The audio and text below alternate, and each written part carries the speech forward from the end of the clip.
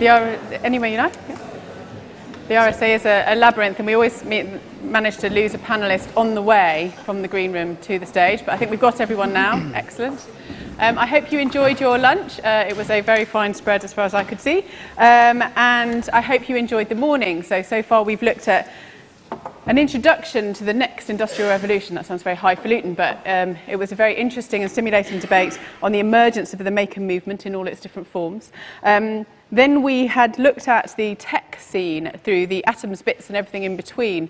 And now we're going to look at meet the 21st century makers. So this is an in-conversation session where we're bringing together a diverse group of makers to share their experiences of creating under very different conditions. So those that work on craft, from those that build high-tech robotics, to those that themselves make and manufacture for the masses. So I'm leaving it to my colleague and esteemed researcher, Anthony Painter, to do the chairing, and so please join me in welcoming this panel.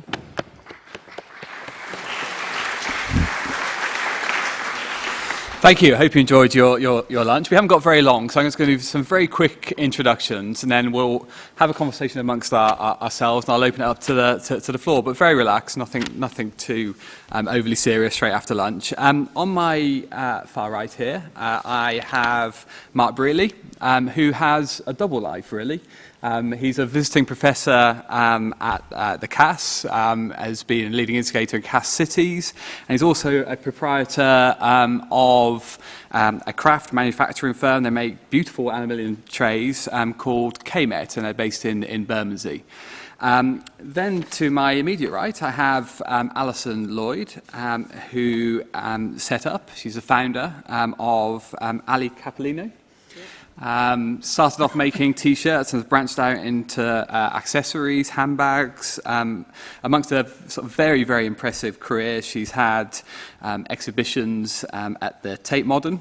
She's done a collaboration with Apple, an installation at the Wapping Project, and a couple of exhibitions at the London Design Festival. So that's Alison. And then to my immediate left, I've got Makeda Matheson, who was a film producer, is a film producer. Still on, yeah. Still is a film producer. And she has set up an ethical cashmere company, makes beautiful tops, including one that Makeda is wearing today. I'm reliably informed.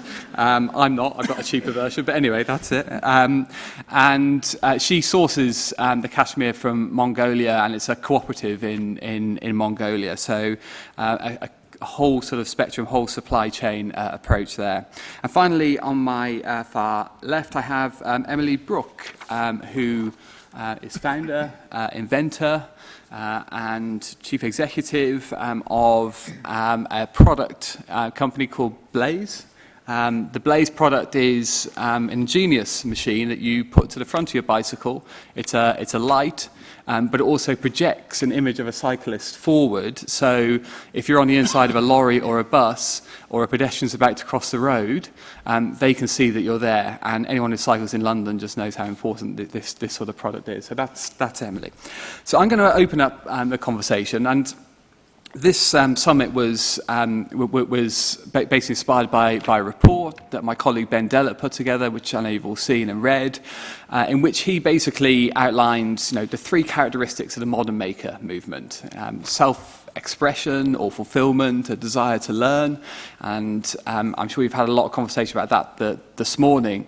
But it's a third element that I'm kind of interested in here today, because we've got some amazingly creative people. But they're people who have got crossed the Rubicon and they've become entrepreneurs in one respect or another. So what I'm going to ask each of them to do is just talk about their entrepreneurial journey and how they went from hobbyist to business person and putting their products and ideas on the market. Let's start with Emily. Well, thank you. I was actually going to cross into creativity first of all, and I wasn't in that field originally. I was a girl that could do science and maths at school, which is apparently very important of my career in the city that I apparently also wanted. So I ended up doing maths, physics, chemistry, and further mathematics A-levels. And actually, I want to be doing art and design. At the age of 16, I coloured in design in the calendar. I loved art and design. But I wasn't allowed to do it because I was an academic and could do the science and maths. So I was told to do that in my spare time and focus on the maths. So I came to Brighton University and wanted to do something creative, but again, wasn't allowed to. so I ended up at Oxford reading physics, and dropped out after a year to go and do product design in Brighton, via, which is awesome, via a year at an art foundation course in the middle of the countryside. But it was at Brighton that I designed our flagship product, which is called the Laser Light. I'd never been on a bike 5 years ago, but decided to cycle the length of the UK for charity. So bought a bike and cycled 1,000 miles with a girlfriend and fell in love with biking, and have been on a bike every day since. And the week that ride finished was the week I'd started my final year of product design. I had to design something across that entire year from problem through to concept, and set myself the challenge of city cycling, because the countryside had been wonderful and relaxing, but the cities were very, very stressful and dangerous. And the most important kind of starting point for the creativity was actually solving a problem. I came running back into the course at the beginning of the year with an idea, and I said to my course leader, I'm going to do brake lights for bikes. It's amazing. All bikes need brake lights, all cars have them, we should have them too, la, la, la. And he said, well, I don't believe you. You're wrong. I'm not wrong. You are. I don't believe it's a problem. Go away, do the research, and prove to me that that's a problem. So just to prove him wrong, I went off furious and spent 6 months analysing the statistics, working with a driving psychologist, working with a bus company, working with many other cyclists, and deep diving into the situations that most often happen as a cycling accident. And there's one stat that really stuck out, and that's 79% of bikes that are hit are going straight ahead, and somebody else turns into them. So the most common one we all hear about, sadly, in the press a lot, is the blind spot, a vehicle swinging across the path of a bike. And the second one is a vehicle pulling out of the path of a bike. And in both those situations, I realised that the threat's in front of you. You can see the vehicle, but they can't see you. And there's a literal kind of aha, cliched eureka moment of bicycling around Brighton and realising that this truck just in front of me couldn't see me. And I wished I was just there. If I was there, he could see me. Oh, project myself there. It was a very, very daft idea, but a very, very simple one. And the moment I had it, I knew it had to be a reality. I didn't think it would be me to take it to market. But patented it at university, and by my exhibition, it was every cycling blog in the UK and in the Sydney Morning Herald by the end of the week. It took about a year. I mean, I've never had a job, let alone manufactured, distributed, marketed, grown a brand, fulfilled, and all the things that we've been figuring out the last couple of years. But it was the strength of the idea that I knew it had to be a reality, and finally committed to starting a company to do it. Great. So it was an idea that was focused on a problem and then drove itself with your amazing persistence as well. Interesting to hear from Alison's story. I mean, you've got this incredible designer career. And at what point did you know that your talent for design and fashion was going to become a business and a career? I don't think I ever did. I never had any. I've never had a plan. Good. I don't think. It originally set up as just making some stuff, and I think I'll skip the first 20 years, which was clothing, which was not. It was entrepreneurial, but I went bust. My partner and I went bust in 1999, and I had some nice bits of consultancy work designing for various people, but they didn't take me very long to do, and so I didn't really have enough to do. But I had some leather, so I made a bag, and I thought, okay, on a domestic sewing machine, which is a challenge, and then I made another one, and I thought, oh, maybe we could try these. And I sort of looked at the list of some of the people that we'd sold to before and took them around, and wasn't that difficult to sell some. And it kind of went quickly, really.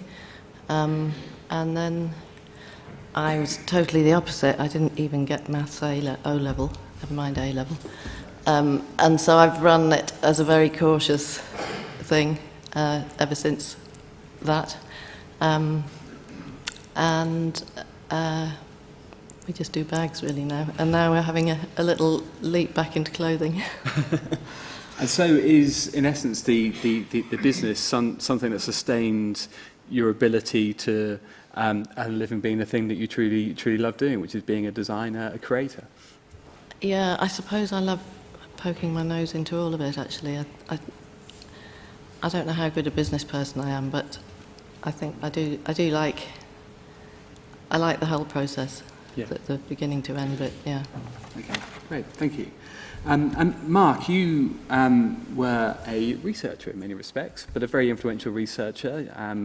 You had your connection with London design through the Mayor's office, so on and so forth. You've had academic posts, but then fairly recently you decided to leap in and get involved with Kaymet. What was that about? Yes, I've long been part of this hunch that the relationship between the city and the economy, including the industrial economy, was more important than we've been assuming. And so one little side effect of that was I decided to make a list of manufacturers that I could find out about in London. Well, 2,300 of them so far. And because my wife thought that was a bit weird and I should be watching telly to relax, I decided to buy her some things for her birthday, but I'll get her 50 things. I hope she doesn't read the significance of the number. And we went to one of the places we went to was this tray factory, and then helped by the mood of the time, this bolstering confidence that the mood gives you, that it might be turning the corner, that the viability has probably shifted, that it might be a goer. We got involved in rescuing and reviving this business. Right. And it's been a lot of fun. So a one-family business became a two-family business. Yeah. It's interesting, and the business is based in Bermondsey, which is one of the hotspots for this sort of craft, artisanal revival, I think it would say. And do you think there's something about these particular spaces that are particularly attractive? It's not just sort of cheap buildings, but there's something about the sort of creative connections and the place itself that can drive this sort of maker movement. Yes, but probably not for long, unless we start shouting out very loudly as our city eats itself. Actually, we were in South Bermondsey next to the Millwall Stadium, and that's got permission for a giant housing estate. So we spent 2 years of the 3 and a bit years I've been involved hunting for a new place. So we're now behind Asda on York Kent Road. So it's even trendier, you see, Peckham. Yeah. You've got to watch where you're going to see where's trendy next. But there too, big housing developers are buying up all around us and so on. So yes, there is something very receptive about those kinds of pieces of city in London and elsewhere, but we have to watch out because they can very easily become unwelcoming. Yes, okay. Makeda, the relationship to place of your product is very different. You have a global supply chain, but what was your moment when you realised your hobby was going to push you over that edge and it was going to become a business, and what was it that spurred that? Well, I think it was, I came from a kind of a design background. I worked in fashion events and styling for, maybe 10 years. And I then moved into film production, but I was still always drawing jumpers, and as a prolific shopper as well, I was finding that when I went shopping for knitwear, it was very high price points on the high street for very poor quality garments. A lot of it was synthetic or sourced from countries where I wouldn't care to have my clothes made, or not very ethical places to produce clothing. And so I think it was partly just born out of my frustration with the industry and the way it was moving to that kind of high price point, low quality, and that kind of disposable fashion that we're kind of dealing with today. And so it was kind of just the drawing of the jumper and then working out how I could produce something that was at an accessible price point that was also adaptable. I'm not wearing one of those pieces today, but I have a jumper where you can change the ruff on it so that you've got one jumper and you can change a coloured panel of cashmere to make it into 10 different pieces. And so it was kind of working out how I could produce that garment at that accessible price point. And I knew that I wouldn't be able to do that here, so I was like, where could I do this and where could it be ethical? And I was talking to someone one day and they were like, Mongolia. So I did my research and I found a factory in Mongolia that's a co-op, and I thought that this was a good place to kind of start my research. And yeah, so I think the finding of the factory and that was kind of the catalyst for me. Interesting. Now, I'm sure most people in the room have a hobby which they dream of becoming their working life as well, and it's a very difficult decision, I imagine, to take that leap. What's the one lesson from your ability to turn your interest into enterprise that you would give someone who was thinking about whether they should make that leap or not? Let's start with Mark. Well, I don't know whether it's flippant. I hope not, but check you've got some money in your bank account first. But I suppose beyond that,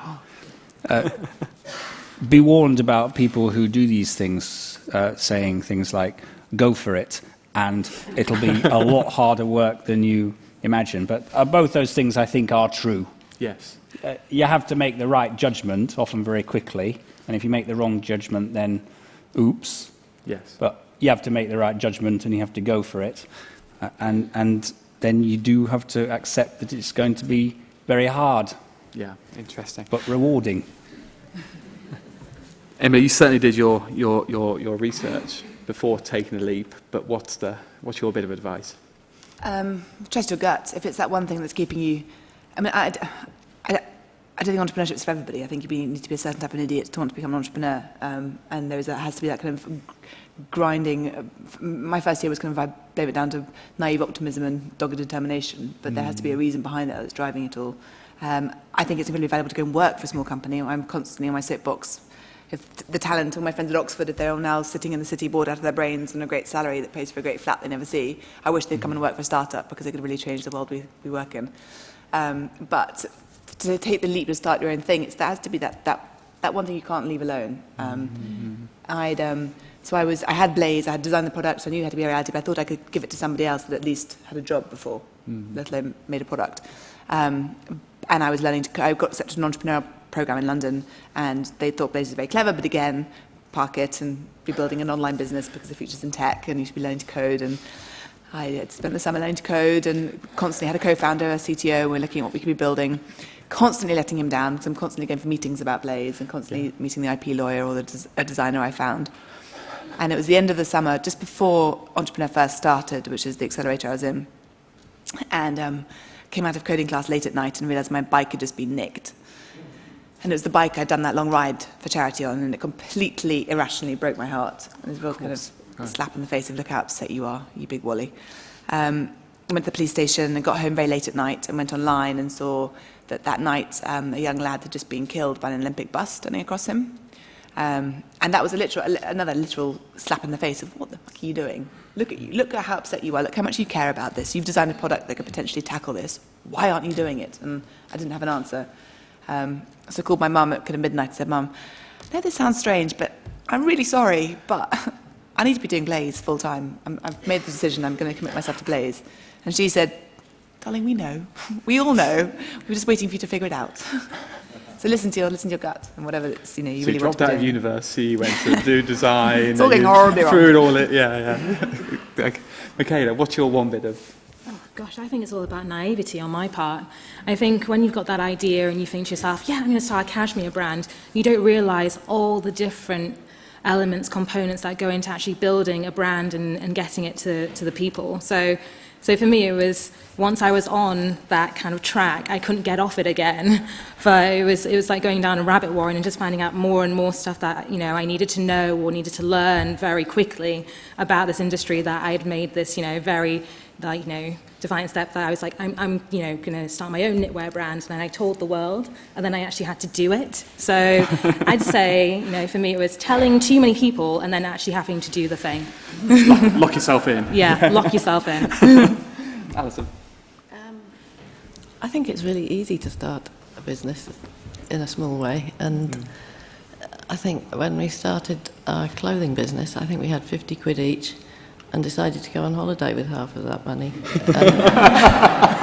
It was, And then made 5 pieces and took orders of £300 and didn't think that's not going to get us from here to the next season. We sort of took some other work on, some sample machining or something. I think it was just, I think naivety is quite an easy thing to sort of ride on when you're quite young, and I think that the problems are all at the bigger stage when you've got loads of staff, and Yes. and that's the horrible bit. That's the next stage. Right, I'm going to open out to a quick round of questions from the floor. So I'm going to take these in rounds of 3. Got an early taker right in front of me here. Hi there, my name is Chrissy Nicholson from the East End Trades Guild, also a fellow. I was just wondering, Alison and Mark, what are the challenges that face you in your businesses at the moment? Okay, let's take a couple more quick questions. Let's take this lady here. My question is around scale and growth. So how you, particularly maybe Alison, how you started from making a few pieces yourself, sort of cottage industry, to going out and sourcing those manufacturers and scaling your business as it's become more successful. Great, and let's just take one more. This gentleman just here. There's David Perry from the Commoner Foundation. None of you mentioned a Makers Centre. You all got on perfectly well without them, so why do we need Makers Centres? There we are, there's a curveball for the day. Okay, let's start off with the question of challenges and scale. Alison, what are challenges you're facing, and what about scaling a business? The challenges manufacturing in this country, which is something that we've built things on slightly. Manufacturers don't seem to be able to make money, or I don't know whether they've started as we did, as sort of small little setups, and then the world has gone faster than them. They're not that smart. They have skills, but they haven't got management. Yeah. Whereas factories that we use in China are better equipped, better serviced, and more have a better service attitude. And it's really difficult because we keep trying here, and so yeah, that's why I've been talking to Chrissy about trying to have our own, actually, which might be a bad idea or not. Yeah, great. And Makeda, what are challenges you're facing at the moment? With my business, it's how to kind of take it to the next stage in its development. So, you start off and you can kind of build a business at first, like through the kindness of your friends, I'd say. And then, you start to get your stockists, and it's actually dealing with those relationships with stockists and how you negotiate those. And because there's a reciprocal relationship that you're always dealing with where you're both benefiting, but it can be very difficult to manage. And then also, to be honest, it's things like cash flow. It's where you secure that investment to take it to that next stage, because to take things to that kind of mass market, you do need significant investment and full business plan about how you're going to take it to that next level, and actually thinking about what you want it to be in 5 years. I think just thinking about that is a massive challenge, actually scaling it up. Yeah, brilliant. Thank you. Emily. So manufacturing was obviously a huge challenge. We went out to China. It was optimistic, choosing suppliers. Went out to China a bunch of times in the first year.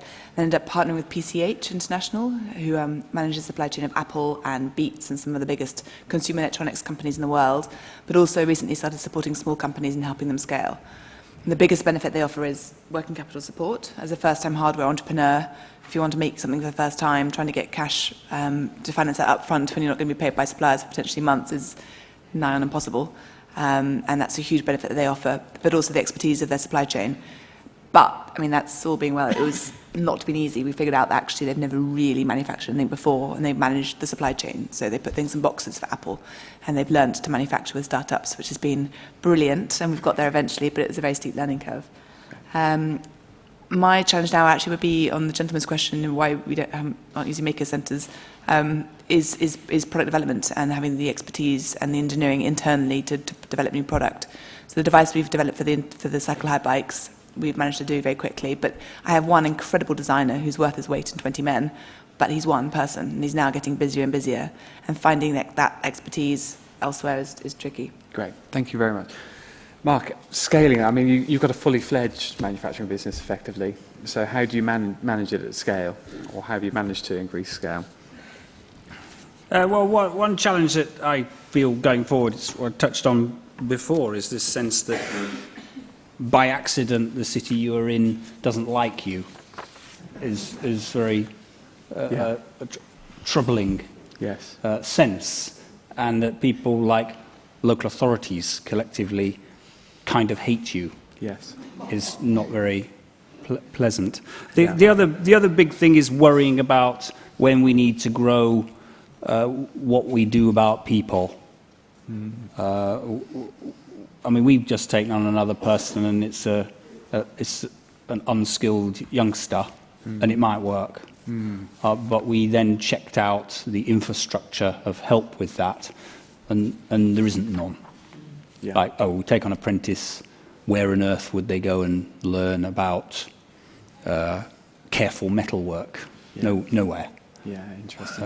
Those kind of things. And in another part of my life involved in the CAS at Aldgate, well, it's being destroyed, and it's going to lose all its workshops, and it's already been forced by its university to stop doing anything other than degrees. Yeah. So the infrastructure for learning for people who can get involved in making and manufacture is shrinking, not growing, it seems to me. And that is utterly at odds with the general mood and what people talk about. We talk about one thing, we're doing another as often in this city and elsewhere. Thank you very much to our 4 designer, entrepreneurs, thinkers. I found that very enlightening. Mark, Alison, Makeda, Emily. I hope you enjoy the rest of your afternoon. Thank you very much. Thank you.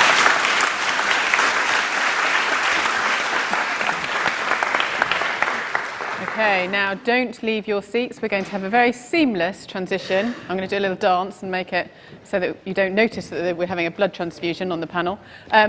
Talk amongst yourselves for maybe 1 minute, and then I will come back to introduce the next panel.